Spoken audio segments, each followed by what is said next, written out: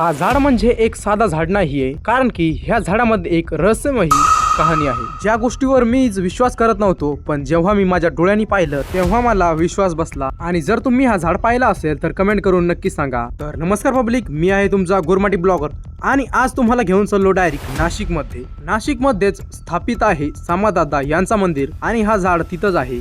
सगळेजण आपले सीट धरून बसले बरं का, आणि ड्रायव्हरच खाली राहिला.